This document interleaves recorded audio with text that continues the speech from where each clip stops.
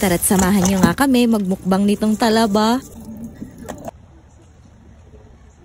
Pero syempre, bago ngayon, hi, hello, welcome to my vlog. Wala nga talaga akong maisip na mai-content nitong araw na to. Kaya nga sabi ko, magbukbang na nga lang kami ng Papa J. Ang tagal ko rin talaga naghanap online kung ano nga yung magandang maimukbang. Tapos, mayroon nga dumaan sa FYP ko na talaba, kaya nga napa-order na rin ako. 120 lang kasi yung kilo niya at 3 kilo na nga yung kinuha ko. Syempre, hindi lang naman kami ng Papa J ang kakain dahil bibigyan ko rin naman ng mama. Bago ko nga ito lutuin, syempre, lilinisan ko na nga muna. Nasa 30 minutes nga rin ako naglinis dahil sobrang putik pa nga nitong talabang nabili ko. Ganyan na nga yung itsura niya kapag ka nalinisan na nga. At nung naglilinis nga ako, meron din mga nahuhulog na maliliit, kaya nga tinitikman ko rin talaga. At grabe ate, kahit nga taga Antipolo ako, sobrang fresh pa nga nitong talabang nabili ko. Pero dahil hindi naman kumakain ng Papa J ng ganito na hilaw, kaya nga itutubog ko to sa mainit na tubig. Habang nag-aasikaso naman ako ng pagluluto nitong talaba, ang Papa J naman na naggagawa ng sausawan. At nung kumulo na nga itong pinakuluan na tubig ng Papa J, itinubog ko na nga itong mga talaba. Gumamit pa nga ako nitong strainer pero tinanggal ko din naman. Nung medyo pabuka na nga rin yung mga shell, tinanggal ko na nga rin kaagad. Hindi kasi masarap yung talaba kapag na-overcook nga. Nakatatlong salang nga rin ako at yung unang salang ibinigay nga namin sa mama. Tapos yung natira, ito na nga yung pagsasaluhan namin ng Papa J. Sabi ko pa nga, manghihinga siya ng kahit konting kanin sa mama dahil baka nga masarap ito sa kanin. Pero ate, minsanan nga lang tayo makakain ng ganito, kaya nga hindi na rin kami nagkanin. And ayan na B, start na tayo sa pagmumukbang. Grabe, habang pinapanood ko nga ito, talaga nga naman natatakam pa rin ako. Ala, wala ka ng pera kaya itigil mo na yung kakakrave mo.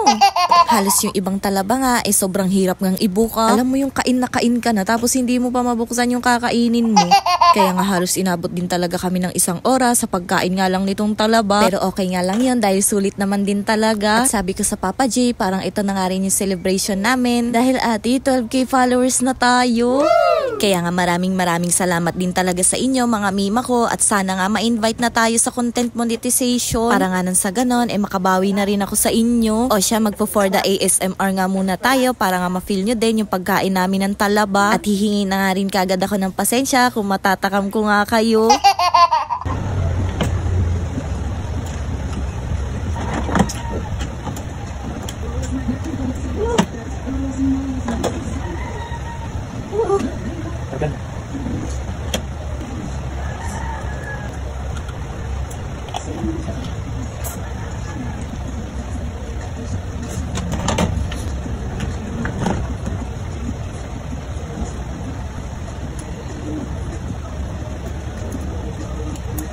Grabe, sobrang sarap mga ate.